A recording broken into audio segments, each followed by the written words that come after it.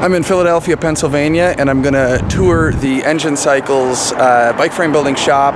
Out front, there's Wissahickon Cyclery, which Drew started in the 90s. It's a brick and mortar bike shop.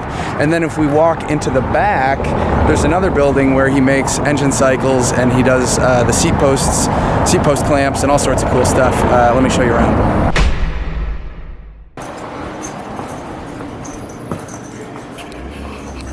Hey Drew, we're in your shop here. This is where you've been making Engin Cycles for how long? 11 years. 11 years. And so we have CNC machines more toward the front, and then in the back we have all the machinery and setup to make the bikes. Let's start there. Really cool logo on the door.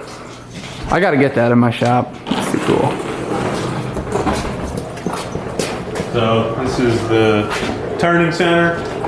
Where all the bottom brackets, head tubes, seat tube inserts, bolts, through axles, water bottle bosses, anything round made here. Yeah, an Akuma, super heavy, 2-axis CNC mill. This has live tools also? No, it does not have live No live tools, okay. Yeah, really cool machine. And then a couple different support tools, but most of the frame building stuff is now in this back space here. Yeah, so this room was the original area that I partitioned off as like more than enough space. I won't need anything more than this. And it lasted a couple of years, and then we expanded into that area, and then here and there. Yeah, it just kind of exploded. Yeah, if you can expand it, that has a tendency to go that way. Yeah, the only thing that is always the limitation is the heat. Oh yeah. So the main reason for that door and for any door is just to maintain some warmth, and yeah, with all the machines being iron, if they get cold, they stay cold. Yeah. So try and maintain like right around 50 degrees. Yeah. Through the evening, so that when you can come in the morning, you know, you can bump it up to maybe like 55 degrees. Yeah, and you make a really good use of the space. You got a lot of heavy machines in here, and it's fairly orderly, really, for how much stuff you have going on. The cart is probably part of that. You can move stuff around the shop with you. Yeah, I mean, also it's a one-man shop, so if 2, maybe 3 people were working in here, it would be congested. Mm-hmm. You bump into each other a lot. But with a one-man shop, I'm cool. I know where everything is, and you know, this handle can do its circle, and that handle can do its circle. And that's great. By putting them at different levels, all these diacro benders can make their swing, and they can stay set up. And they each eat quite a bit of floor space, but the floor space overlaps, you know, the swing for the handle. And so together they're actually pretty efficient, which is really cool. So you have 2 manual lathes. Yeah. And you keep this one just always set up for head tube finishing? Yeah, that one is more or less just doing the head tube reaming. Yeah. That tool needs to be altered just a little bit. One of these days I'll go as far as potentially removing the carriage, or putting on the carriage the live center, so that I can use the feed lever and feed it in and feed it out while maintaining some pressure on the frame, and then also would be able to switch to reaming the seat tube with so switch out the post that had the live center and then switch it to a post that would hold the bottom bracket. Ream the seat tube. Yeah, that'd be slick. So it's a long-term goal. Yeah, I use Relton Rapid Tap on steels when I'm manually machining stuff. Is that good on titanium? It is good on titanium. Okay, I forget what is it when you're cutting titanium. You want to make sure your cutting oil has or doesn't have. Well, a lot of them don't want phosphates anymore. Yeah. Okay. Yeah. Canola oil is like the poor man's good cutting oil for titanium. It has a really high flash point. Oh, okay. So it gets very hot, and the canola oil, it does a good job. So that was the other thing. Like, this machine has flood coolant, and I think I would like to just put like 5 gallons of canola oil in it. Oh, cool. And just straight oil. Yeah, just flood it with canola oil, because I don't use it for anything else anymore. So I would only use it for either reaming or doing head tubes and stuff, and it would be neat to just like pump the canola oil the whole time. That'd be real cool. And then this one here is set up for odd jobs. You used to manually turn your head tubes on this and some other things before you got the CNC lathe. And then does this do anything in a normal build cycle, or is this just set up for odd jobs? The only thing they would do in a normal build cycle is like face the seat tube for the insert to get put in, and that's it. Does this have variable speed, right? Yeah. And how did they did that with like tubes? Yeah, there's a sequence of tubes. It's essentially what now would just be, you know, a DC rectifier. Wow. So AC is coming in and rectifies the energy to DC. So the motor, it is a DC motor with AC energy coming in. And then, so it's cool. Variable speed right on with this dial. That's so cool. And it's all original wires, all original tubes. I have a Clousing lathe with the Reeves drive, variable speed, and it's noisy and they're complicated to service if they wear out, but it is a really nice feature to have. This one has a very similar to your Clousing, you know, it's but it's not the same because it's not like, well, that Clousing has the open and close pulley, which is essentially like changing the size, which is the same way like the Bridgeport does and other things. This one does have like almost like a transmission inside, but similar to the other ones where you have to do it when it's turning. You know, so if you do it when it's not turning and then you turn it on, it's gonna like clunk because it was not. You always want it to be in motion when you do that. But with this one, it's a lot different. The way this one works. Oh, these are cool. That is cool. What's the vintage of this? You can turn, go in reverse. You can change it when it's off.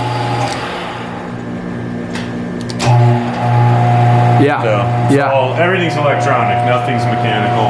That's so cool. And that's a heavy machine. I mean, this is a very high-end machine. These are sought after.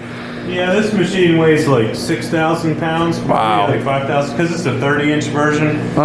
And I mean, the funny thing is that, you know, the original machine would have stopped right here. And like, I think this weighs like 800 pounds. That's funny. Yeah. Is just under 1,000 pounds of added weight.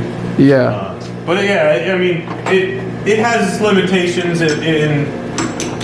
In all honesty, if I could have a redo, I would get like a Japanese gear-headed lathe, just because of the through bore. So they have like a 2.5-inch through bore. They're a little noisy, they're growly because they're gearhead lathes as opposed to this being belt driven. But this only has it's 1.4 inches. So they were smart enough to make it bigger than 1 3/8 so that even a burr can fit through. But that has its limitations when you're making bicycles to not be able to put the whole head tube material, especially now head tube material being 2 inches. So it was it had its limitations. But it is a spectacular machine. It holds good tolerance, and I would like to have a DRO on it, but now that I kind of don't use it for that kind of stuff, I figure I'll just leave it intact. So you have all these old industrial, heavy iron machines that are not so useful to industry anymore. You can pick them up pretty cheap, and you set them up for individual dedicated operations so that you can walk up with your tubes, do your cuts, do your operation, and walk away, which is great if you have the space for it. What's the purpose of all these different ones? Like this one here is for cutting the bevel on your seat stays and chain stays, right? Yeah, so that Bridgeport only does, ironically, bridges, pun intended. Bridgeport. So it's a round ram machine, which means that it's pretty hard to tram. Even if you do tram it, it might not hold it under any load. So I don't tram it, and I use the fact that it's really easy to rotate the head, tool free. All you have to do is pop those two things and there's a gear here. Oh, cool. So it's Very cool. really easy to set the angle, and for every bike, I just rotate the angle, do my bridge on this machine. Yep. When I did steel bikes, this machine would slot the ends of the chain stays and seat stays, and with the tie bikes, it cuts the angle that represents the cap. And then, this is just a V-block that rotates, so it fits on the taper. Yep. If it was a taper. If there was a taper, yeah. If it's not a taper, it just stays centered. This is the main tube mitering fixture. Yeah, this one is good and heavy. Yeah, this is again like around a 5,000-6,000 pound machine.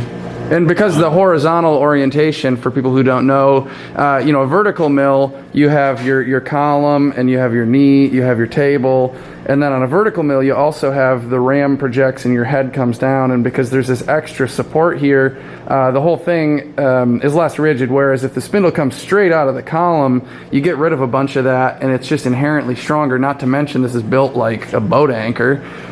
You get tons of rigidity, and I know you've credited that as part of how you make great miters, is just by having a really rigid machine. Yeah, and then the only thing that's hooked up is the Z axis. So yeah, you take the hand wheel off, so you can't accidentally turn it. That axis off, that axis off. The simple but easy to remember, any of the handles with the blue tape are the ones that you can use. So like this one, blue is cool. Yeah. So. And then this is Jeff's Sputnik main tube mitering fixture. Yeah, works really good for straight tubes and round tubes. When you do a bike with a bent seat tube, this does not accommodate that? No, I do it on the Cincinnati. Gotcha. But this does. Well, the other Cincinnati. I believe when I was touring here last time, you said you could miter a main triangle in like 8 minutes or something. Oh, yeah. I mean, now, well, the funny thing is that now the main triangle got more complicated because of the bent seat tube. Yeah. And lots of the bikes have small head tubes and counter miters on the top. So this right now is set up. That's the counter miter that would be on a top tube. Yeah.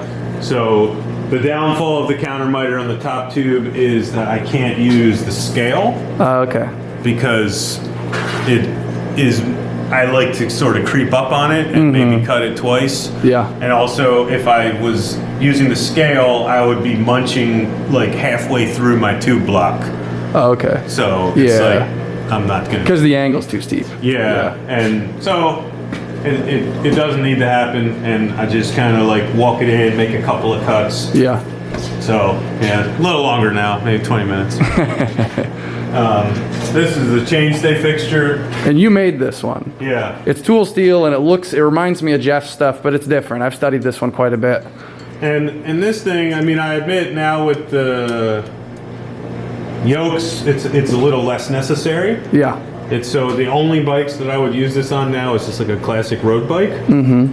But like the all-road, the mountain, 27.5, N29er all use a yoke. So that's so cool. The nameplate, I think maker's marks and logos, like, your head tube badge and different things is really cool, and especially like this, really beautiful nameplate on there. Yeah, one of the neat things about the Kearney Trucker is that the rapids work when the feed is not engaged. Oh, yeah? Which is pretty cool. So the spindle doesn't need to be turning for the rapid to actually function. And this is a universal table again, so you can rotate the X. So both of these have universal tables. Wow. The irony of this universal table is that I used it to final tram this fixture in. Oh, wow. So this fixture is keyed into the T-slots, but then at that point, if you want to indicate it down to like the 10,000ths of an inch or, a thousandth of an inch maybe, the only way you're going to do it is to disengage the universal table. And you were emphasizing to us earlier that if there's one part of the bicycle that's the most important, it's that the chainstays are square and they're the same length. Yeah. So that's why that matters. A lot of time just like really trying to dial this thing in and making sure that it was really rigid. It held the chainstays in multiple locations and in phase and straight and perpendicular and everything else. Yeah. Then I mostly use yokes now. That's okay.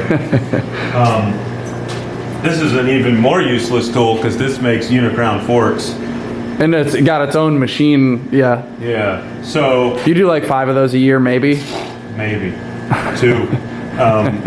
So you set your angle on the rotary table, and then just set your length relevant to this, and it's quick, it's repeatable. This machine is not. I don't like this machine. I think a lot of people covet the Harding, but once you have a Cincinnati and a Kearney and Trucker, this thing just seems like a toy.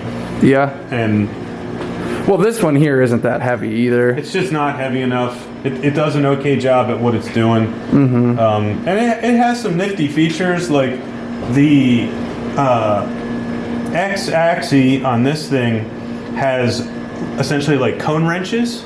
Oh, cool. So this is like a 2 threaded pieces here, and you can loosen that, and you can tighten the screw to take out the slop, which is pretty cool. Yeah, it's a neat feature. It was neat to encounter it and be like, oh, this is exactly like a cone wrench. Yeah, I know how to do that. That's cool. So it is a cool machine. Yeah. But for the task at hand, you would prefer just another Kearney and Trucker? Yeah, I probably would. I've had a couple opportunities to get another one, and then I was like, I don't make enough forks to... Mm-hmm. Yeah. And this is your serializing. Yeah, so this is the stamp for the serial number. This is just the plug that goes in. On the bottom bracket shelf. Yeah, and then so that would go there, which would... This thing dictates where on the bottom bracket shell it's always going to go, and... all you have to do is... Wow, that's a little scary. And then you record the numbers, or is that... Yeah, I ran out of space, and then I grabbed a piece of paper, and I started... I was like, all right, well, I usually have the bike that I just finished around, and I just go and look at it. Gotcha. Oh, next number. And then I finally caught on that you can put it in bike CAD. Oh. I was just like, yeah. Each time you design a bike, you just put the serial number on, and then it's on your print. Yeah. Wow. I didn't know that. There's a lot of things about bike CAD I always learn, and every time I'm like, yeah, that's great. It makes sense. It's like, oh, what do you know? There's the serial number. And then you don't have to actually record it anywhere else because it's on the print. Yeah. And that was the serial number. So this is seat stay mitering. Yeah, so this one is seat stay mitering. This machine's pretty cool. Yeah. It's definitely, it's really tight, really rigid for how little it is, mostly because it was in mint condition when I got it. Yeah.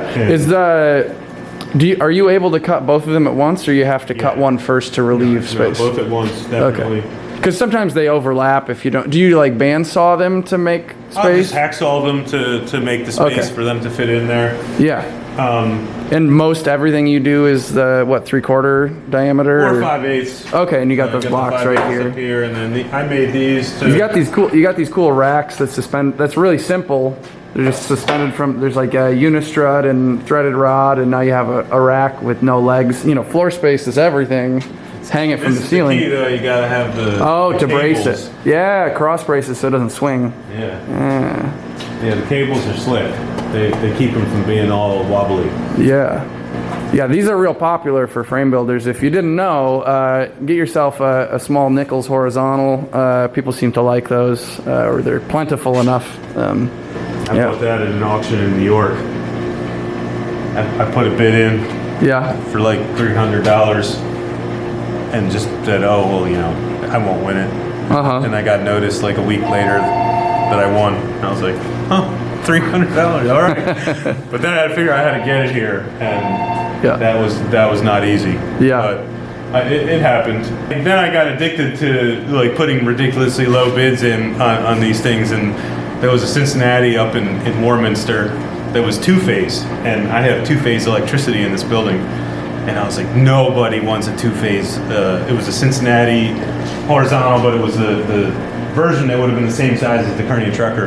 And I put a $200 bid in, and I was convinced I was going to win it. And I didn't win it. That's funny. So this is your Sputnik frame fixture made by Jeff Buchholz in Maine. And you had one just like this, and then this is your second one now. And you're a proponent of these, near as I can tell. And from everything that I've heard from you and other people and what I've studied, it's a brilliant design. What is it that you really like about this particular fixture? I mean, it's accurate, and you know that deep down is everything. To be able to trust it as your sort of go no go gauge is very important. So, you know, if you have your axle in and you have your dropouts on, you have your bottom bracket in, and you come up with your chainstays, and the chainstays are like one's really loose and one's really tight, you can't assume anything other than the chainstays are wrong. Yeah. So you just have to trust, like, okay, you know, something's wrong here. And it doesn't have the ability to sort of like lean into features and cause them to become out of alignment just by, say, your body weight or awkward positioning and whatnot. And I feel like that's really important to have the rigidity where you really want it. This scale, the seat tube scale, being this far away from the pivot point. Yeah, you can resolve very fine degrees, you know. I mean, you know, when you loosen this thing and you watch between that and that, look at how much that moved. Like, all that is a quarter of a degree. Yep. And you look at that, like, that would have been a really loose miter, tight miter, loose miter, tight miter. Yep. You know, and it's like, if you were all the way down here measuring, if those things would be really close to each other, you could have been either way on that. So this is one of the things I really like, is how far away that is. I love this whole, the V-bearing thing is a really elegant solution, or I mean, it looks like it works well. I haven't used one of these fixtures to build bikes, but it looks like a really good way to adjust that front end. It does, yeah. I mean, it just slides along like it's supposed to. There's no like chitter chatter. It doesn't bind on itself under gravity. No. When they're loose, it moves, you know, which, you know, I guess that's what it's supposed to do, right? You know? Yeah. You know, the tool changer on my CNC mill had it looked exactly like that, and I was like, oh, okay.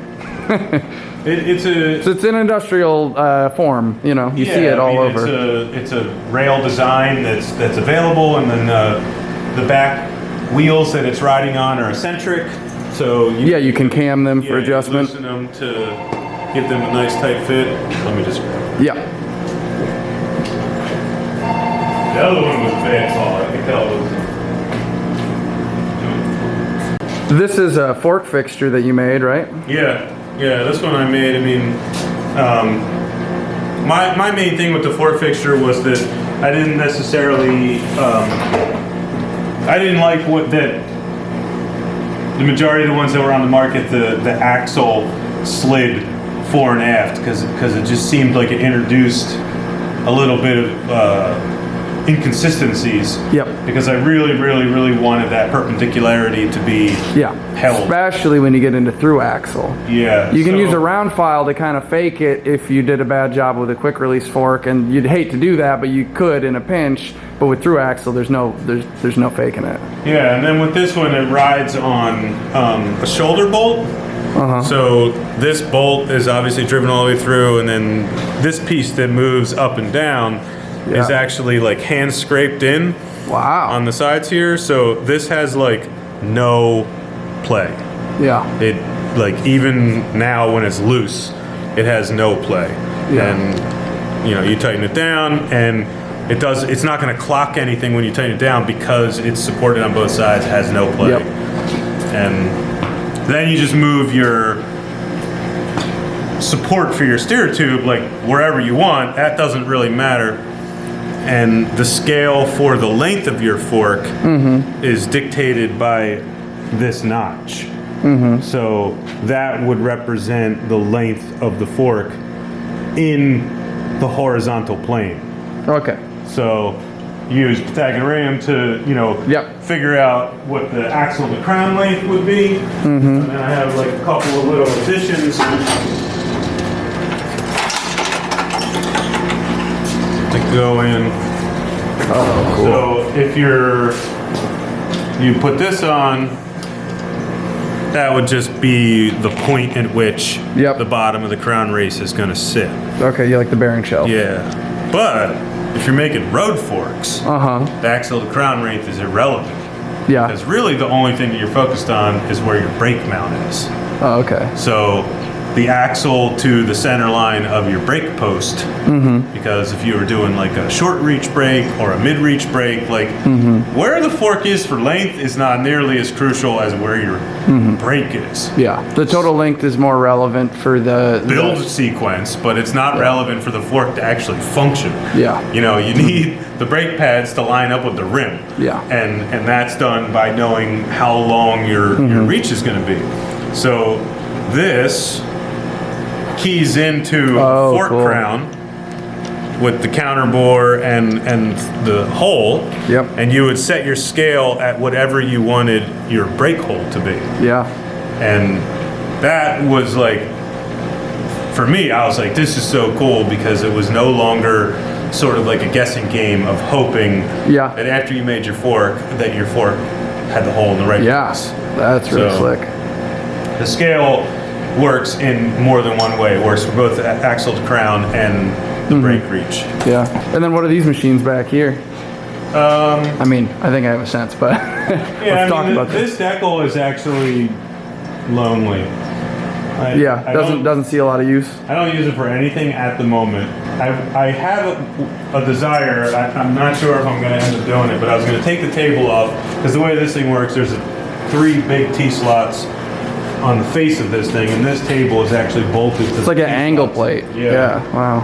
So I was going to make a fixture that attached on the T-slots here that actually held the bike vertically, and I was going to ream the seat tubes on this bike, because the neat thing is that it has a power feed. Yeah. And like I can power feed it up, and it would be pretty cool. It's another thing on the list. Another project. Yeah. And then this is your ultrasonic for getting this is like the cleaning station. So this is a deionized water rinse tank. Wow. This is the ultra. So this actually gets aerated. So after it's heated up, it has like a bubbler that gets dropped in, and after it comes out of the ultrasonic tank, it'll go in here for like another 15 minutes, just with the aeration. And it's usually heated up to about 180 degrees, so that when it comes out, like it evaporates relatively quickly because of how hot it is. And because it's deionized water, it's not going to leave any stains, no spots or anything. Yeah. So stuff comes out really clean. And so you never did any of that with steel, but when you got into titanium, the cleanliness was absolutely essential. I was pretty clean with the steel, but it was just Scotch-Brite and denatured alcohol. Yeah.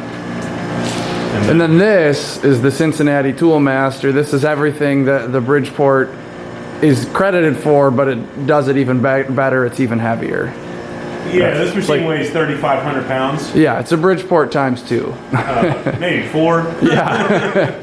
So it's a 40 taper machine. Its box weighs. It really is an incredible machine. It's 5 horsepower motor. Wow, 5. And it's got power feeds on a bunch of axes, and all the hand wheels are on the front of the machine. Hand wheels in the front. It's made in France. Wow. Even though it's a Cincinnati. Wow. Were all of them made in France? Yeah, so all of this version, from 1970 to 1974, they were all made in France. Wow. So this version, which is sort of like the really blocky, Eastern European looking Toolmasters, were all made in France. You've seen the one that Chris has. He bought it because of this. Yeah, his is a little older, right? I think, so there's the Toolmaster M and the Toolmaster MT. This is an MT. I think his is just an M.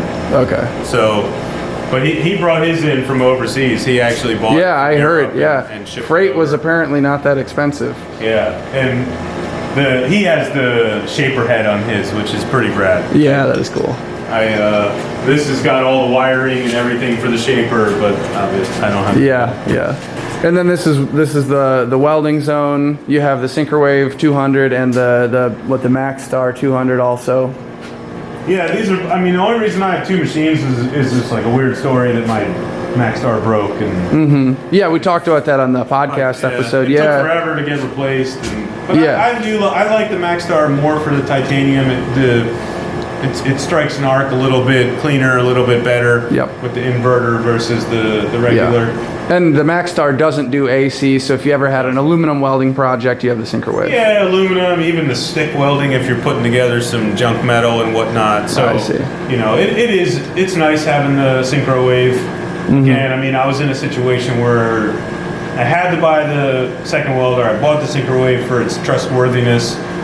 Then the MaxStar came back, and I was like, you know, it's nice having the one machine with all the settings like dedicated and dialed in for the titanium, and I just leave it that way. 2 big bottles of argon. Does that last very long with titanium and the back purging, or? I can do 2 bikes with. So the one bottle is the torch, the other bottle is the back purge. Okay. So I don't run them off the same regulator because of the fact that they're completely different CFHs. And you can kind of create this weird vacuum when you're trying to run 2 lines off the same tank at different volumes and stuff. So the one tank is dedicated to the back purging, and the other one just represents the inverter and the transformer. Yeah. So it's only doing one at a time. And yeah, each back purge, the tank can usually do 2 bikes, and the torch is pretty much the same. Even though the torch is running at a higher CFH, the back purge wastes way more gas because it's just like constantly flowing. When you sit down to weld a frame, is that a couple hours affair? Yeah, I mean, and like purge is running the whole time. So when you're tacking, the fixture is running argon the whole time, and I usually take like 2 hours and change to tack because every time I load a new tube, I wait for it to fill up and move it around and make sure that all the air got out. So by the time I'm putting on the seat stays and letting the seat stays fill up with argon, it's easily a couple hours later. So that's 2 hours of leaving the argon running.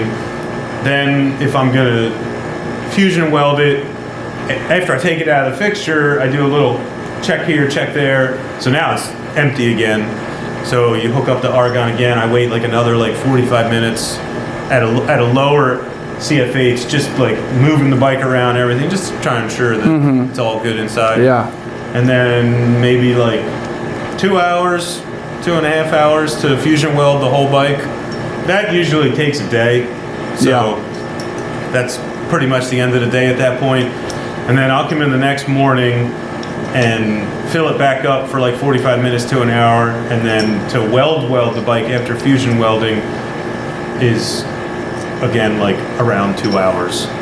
And then if I'm organized enough, I would have already had the cable stops cleaned and ready to go on, but I'm usually not. So then I have to turn everything off, clean the down tube, the other thing is you're using the tubes to hold the bike while you're welding it where you want to put the cable stops. So a lot of times you have to clean it back up to put the cable stops back on. So is that acetone or? I'll use denatured alcohol or acetone. I mean, the tubes get cleaned with Dawn, Simple Green, ultrasonic tank, deionized water. It's been through a lot before it gets to that point, so it doesn't take much to kind of buff it back up and clean it again. So then maybe I'll wait another 35-40 minutes to fill it back up to put the cable stops on. But the argon's on a lot. It runs a lot. And then over here we have your room with miscellaneous other machines and this is also cool. Oh yeah. Oh, that's cool. Yeah. Swivel base on the vise. Same thing here. Yeah. So. I didn't notice that was the swivel base, and that was how you're doing it. Yeah.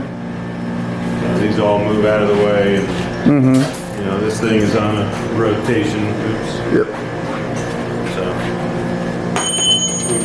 When I was talking to Brian Chapman on the podcast, he said Park Tool did warranty his, but for fillet brazing, he would always spin it around, and they said you weren't supposed to spin it half clamped. That you're supposed to clamp it or loosen it. You can see this one's been through hell and back again. So every time this thing strips out, I put a bigger bolt in. It's ready to bite the dust again. Wow. But this is completely roasted. And that's the second one. I got another one that's also equally as roasted. Wow. But this thing doesn't even work anymore. So, like, it doesn't even come close to stopping it in place. They're smoked. That's funny. I want to turn that all the way down and switch it to brass. Yeah. And then just put like a set screw in there that has like a defined amount of friction, and that would work way better. And so this room, you have a bunch of alignment stuff and tube storage, it looks like. Yeah, tube storage. These are cool. Is this water jet cut for the for capping the ends of the seat stays? Yep. So that's one. This is one. These are all different. Yeah. Chainstay caps. Different angles and different tube diameters. That's cool. They don't take a whole lot of finishing after that profile is cut. No, the only thing you have to do is kind of grind the bottom of it until it fits in wherever it is that bike dictated. Yeah. This was from the old Cannondale factory? Yeah. This is a rear wheel check tool. Oh, cool. So this thing would come up. This would, I don't know if the air's on. Yeah, so you would put the bike in and open it up like that, put that on, let go, it would tighten it onto the bike. Wow. And then this thing comes out the back if you had a wheel in the bike, and you can check your wheel at multiple points. Wow. To make sure it's perpendicular and make sure it's aligned and everything. That's cool. So the bottom bracket right here. Yeah, that's your bottom bracket. Yeah. And then this is your big alignment table with stuff to do. Plate that it's any flat surface is like a nightmare. Yeah. Well, you've specifically avoided flat surfaces so that you can't collect clutter in these different places. And so, one or two places, it's hard to. Anywhere I see a flat surface, it's going to collect clutter. Yeah. And hence, this is the clutter. Yeah. So Jamie Swan, I met him this weekend. I was talking to him. He's a big proponent of using the head tube as your primary datum for supporting the frame above your table for taking those measurements. So you use this called the bench center. You support the frame on 60-degree centers, and then over here you have a jack screw, so you lay the frame head tube here. Seat tube is supported by the adjustable jack screw, and then you can take measurements above the table with your height gauges. That's roughly the measurement system that you would use. The jack screw is not adjusted, I just have different blocks. Oh, okay. So all the different blocks for the different seat tube diameters. Yeah. And height gauges, and you can do the forks with this. This will hold a fork by the steer tube. Yeah. And then who made these ones? That was Alex Wetmore and Con Roseman. Yeah. Compass sells them now, I think. Okay. Yeah, those are slick. I mean, the idea is slick anyway. I haven't used one, but. And then a bunch of finishing tools. And these you had told me about a while. This is a trammel tool where you mount, this is Starrett or something. Yeah, so that measures a inside of miter to inside of miter measurement. So. Yeah, those are, I wish I would have known about those years ago. This was, I brazed this on. And that reads on the scale. So you notch this thing into the miter. Oh, that's cool. And then so it catches and holds, yeah. Yeah, it catches and holds, and you can scratch your line, and it will be way more accurate than, the funny thing is that this was a Band-Aid for a bad idea, which was a main tube mitering fixture that doesn't rotate on center. Yeah. So, and now the mere fact that you needed to do that was lame. So it collects dust at this point. The only time I use it is for the counter miter on a top tube. When I'm doing, if it's two top tube or top tube and down tube to touch each other. That's when I use that thing. Yeah. But it was a Band-Aid for a bad idea. Here you have a press for chainstay forming, right? Yeah, so that's kind of an antiquated thing at this point also, just because everything is using a yoke. Yeah. So. Yeah, you can get a lot of leverage on that. It's a 3.5 ton press. Yeah. And then a small little dake. I have one about this size. I just never I thought they were going to be more useful. I just don't have many uses for it. So ironically, these are for something that I never ever do, but in my mind I thought it was a good idea, and then I realized that it was just another Band-Aid. It was the unbender. Oh yeah. So for tubes or yeah, so if you bent one seat stay more than the other, yep. you could put this in and it would allow you to unbend it. But that's again a band-aid for just a bad process. Yeah. So yeah. When you get your process dialed in, that's not really an issue. Yeah. Yeah, and then you got a dual horizontal bandsaw for sawing titanium and aluminum blanks and stuff that then you put on mainly the CNC machinery, right? Yeah, this machine is a serious workhorse. Yeah. That doesn't cut the titanium tubes. Head tube stock? Head tube material, head tube but stock, that's it. All the titanium tubes get cut on the cold saw. Yeah. And then the vertical bandsaw as well. Yeah, and this is a nice saw. I used to work somewhere, we had one very similar to this. The screw action on the vise, there's like both sides move, but then there's clearance right in the center. So both your bar and your drop are supported so that when the cut completes, nothing is going to pinch the blade and nothing is going to drop on the floor. And then you have your measured end stop there. It's a really yeah, slick. So this thing is pretty much dedicated to cutting the bicycle's tubes. And that scale is pretty accurate. It's like within like a half of a millimeter. And the idea though is that you want to be able to make everything repeatable. So every chain stay and seat stay, you're going to have two of them. Yep. And you want them both to be the same length, so you have a stop. Yep. And you can cut them both. Yeah. Well, you know your starting point is that they're both the same length. Now, the funny thing is I need to modify it because it doesn't accommodate these modern mountain bikes. So my down tube. Oh, yeah. Yeah, they're a mile long now. This thing ends at like 780, and yeah, there's been a couple I more, notice like now 805, 810. I'm in the process of designing a main frame fixture, and I notice all the time that a lot of the frame fixtures are just not. They're at the edge of what they'll do for the head tube from the bottom bracket in terms of reach. So my actually new Sputnik is not long enough, and it doesn't go slack enough. Yeah. So yeah, there's just a lot of there's a lot of that the geometry is changing, bikes are changing a lot, and so I'm trying to be aware of that so that I can make something that solves people's problems. Oh, is this a roll-in saw? I didn't know that. Yeah, so this is cool because So it has power feeds. The whole table moves though. Yeah, no, these are amazing. So I didn't know you had one of these actually. I thought this was the vertical, but. Yeah, you can do a more complicated clamping setup where you're clamping to the table itself. Yeah, and you can hold take stuff. this thing off, and I have a fence that goes on. Yeah. That sets your distance, and I can just feed it. You can do all sorts of awkward setups with gauge blocks and sign bars and different things, and then it just, yeah, that's great. It just marches right through the cut. Yeah, that's great saw. Yeah, and then you have a scat blast or media blast cabinet. Yeah, and that does all the finished work for the titanium. So the only thing that goes in that is titanium. So I don't like use it to clean metal. I don't put any other parts in there. That would create contamination issues. Yeah, just try and keep the media clean and give it a little bit of a longer life. Yeah. And just added this edition, which I gotta say is about the coolest thing ever. Yep. The Cyclone keeps. So that's all the frame building stuff for the most part. And what we have over here now, what we haven't covered yet, is kind of remarkably in the frame building world, you bought into multiple CNC machines for a single person making your own brand. That's pretty cool. What that allows you to do is to make your own dropouts, head tube, seat collar, all these different parts to your own spec. And so it all started with the machine that's in this room here. Yeah, would have been five or so years ago you got this? Yeah, I think it's 6 years ago.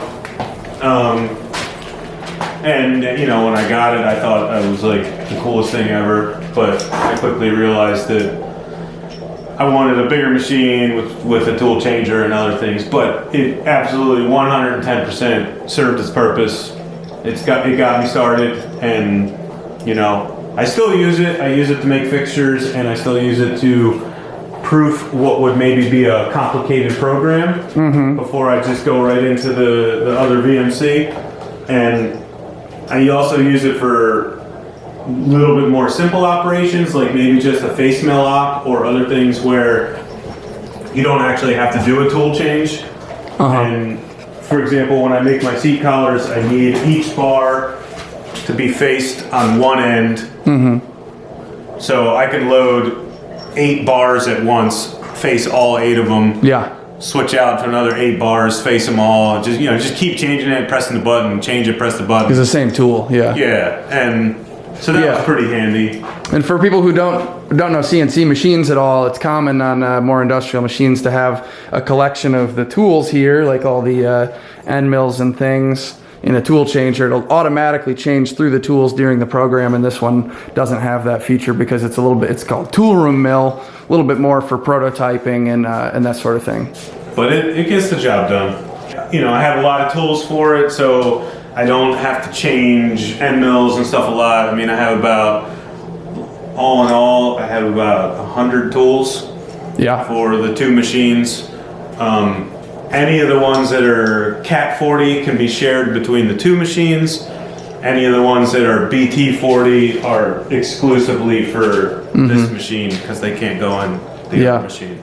And this is unrelated, I guess. This is just holds a tap and keeps it square to the... That's the greatest tool ever. Yeah. Anybody that doesn't have one of them needs to buy one. Yeah, that's cool. Who makes this? This one's made by SPI. Oh, okay. So, but it is an amazing, any hand tapper, it's amazing. Yeah. And can you do rigid tapping on this machine? I can. Oh, okay. But if you've ever tapped titanium, occasionally tapping 4mm titanium is a little daunting. Yeah. And if you're only doing like 8 holes. That hand feel, there's a lot more confidence. It's so inspiring. easy to break a tap in titanium. And again, if it's only like 8, 9, 10 holes, I'm going to do it on there. Yeah. It's just not worth the aggravation. In this room, we have like the second CNC machine you bought, which is the Akuma 2-axis CNC lathe, built really heavy. So what you learned partly from this machine was that you wished it was a little more rigid. You wished it had, some more of the like industrial niceties, like the flood coolant and the chip conveyor. That. I just make it. You do, but yeah, it required all this guarding to keep it from making a mess. And so here you got a machine that was capable of that from the factory. Oh yes, yeah. This is a 12,000 pound Japanese iron. It's an amazing chip machine. Conveyor here that runs slowly as a belt to pull the chips out of the machine and into this hopper. And yeah, that's a cool feature. My new mill will have that, and I'm excited to not be shoveling anymore. Or not as much. Yeah, not as much. You're going to still shovel. A little bit, yeah. A little bit. This machine, again, like we said in the beginning, it does all the round object stuff.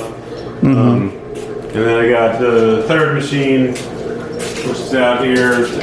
We're ultimately going to have to extend the wall because, again, for heat purposes. So actually, within like the next month, a new wall will get built here. That roll up will actually get relocated to the new wall, and then this door will get relocated to the new wall, and this will just become like an opening. And I'm gonna probably punch a hole in this wall so it'll connect the dots between the two rooms with the CNCs. Yeah. And this machine oh, nice. Is a much faster machine than the other. Yeah, this is a heavy-duty industrial workhorse that has the tool changer, and additionally it has a lot of other things, and it has a pallet changer. So you have your whole milling table that can exchange with the other one, and so it can be running parts on this one, and then this door will lift and it'll do a pallet change sequence, and now this one is there. So you can be loading parts offline, and if you have an operator standing here, the spindle can be running pretty much all the time. 8 seconds it takes to change chip to chip time for pallet change is 8 seconds. Yeah, the machine shop operator job I had, we had Matsuras with the pallet changers, and you can keep those things very fed. Yeah, it's a really neat thing, and it allowed me to make the seat tube collar in mass, enough that I'd sell them to the outside public. And these are just beautiful here, and you have all different finishes. You do a lot of tumble finish on them, and then you get them plated all differently from the local anodizer. Not local. Not local. No, Yeah. it goes to Indianapolis. Gotcha. Yeah, mine is like I Gave wish up on the local. I wish mine would be more local, but Yeah. yeah, this is a beautiful machine. And then over here you have the baiter, which is like a tube finishing tool, and you would use it for Centerless butting. grinder, yeah. So I mean, right now it's not set up mostly because again the room needs to be separated from. So I need to hang a tarp between that machine and running this machine. I would never run this machine in the same room. Because if you're not safe with this, you could create a big fire hazard. It'll start fires, but it also just makes a filthy mess. Yeah. And so, anytime you're grinding titanium, you run the risk of fires. So you need to. Yeah, it's dirty, it's messy, and it needs to be like doused in water. It's a messy thing, but it does the job, and it does a very good job of it. Well, it's an amazing operation here. I think a lot of your other, the parts that you make and the bikes you make have been documented pretty well in other places, but not everybody has had the opportunity to tour the shop. And so I'm glad to get the opportunity to do that. Thanks for taking the time to do the tour. Yeah, thank you. I like actually. Day after the show, it's already dirty.